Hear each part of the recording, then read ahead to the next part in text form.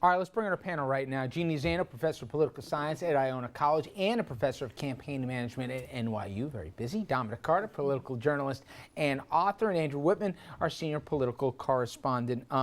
Jeannie, a couple things you take away from that before we even get to the specific stuff.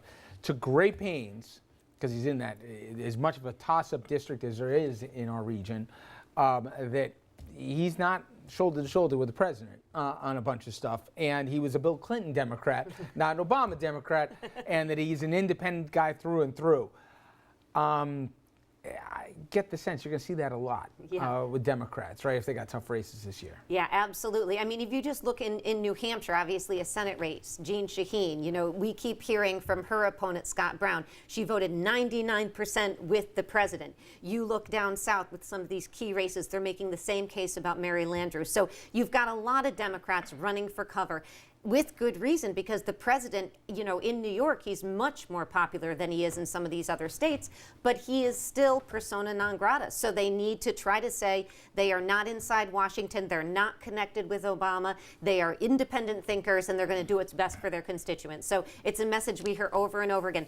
The one problem I have with it is you have to be very careful. If you have, for instance, have voted for health care, to now all of a sudden pretend that, oh, you know, that's, you know, that had nothing to do with me, I think is a big mistake. So that, I think, is problematic. Well, he came on after healthcare, did Maloney, but he was there on board when it came to immigration, or would have theoretically voted. For the president to say, never mind, we'll pick this thing up after November, after the election, within the party, I think some people are happy, but the Latino caucus, they are mad, Dominic. Are you surprised that he punted? Not at all. The president basically had no choice. Democratic leadership, my interpretation of this, went to the White House and said, Mr. President, we're already in trouble to begin with. And then you look at the fact that your poll numbers and you have no coattails, we're going to be slaughtered if you go forward with this. And so the White House saw the handwriting on the wall and backed up. It's real simple. But here's the part that I don't get. I mean, you've got Democrats like Sean Patrick Maloney, who's walking away from the president on some issues. That'll happen when you've got a 43% approval rating. I'm just going to be right back with you in 1 second. There we go.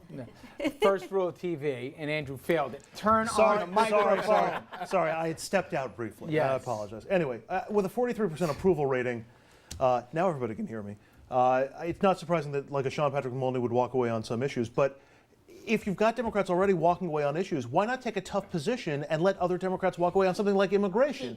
You're looking at like six races in the Senate only where this is going to be an issue. He absolutely can't. Listen, he had Ben Nelson, he had Al Franken, he had other respected Democrats within the party saying, you cannot push this before the election. He's not only the president, he's the leader of the Democratic Party. You don't slaughter your own. And if you do immigration reform, you lose Kay Hagan, you lose Mary Landrieu, you lose all those key. The only person who potentially benefit in a key race is Colorado Mark Udall. But this isn't an issue that goes through Congress. This is the president doing things on executive action, or not, or at least in this case, not doing things through executive order. Let those Democrats rail against him and show their independence. You had people like Kay Hagan saying it's unconstitutional in her last debate. Wonderful. Yeah, and you know where the president went wrong is to pretend this had nothing to do with politics. It has everything to do with politics, and right it should. He needs to make the case, you know, it is more important for our long-term immigration policy that we retain the Senate.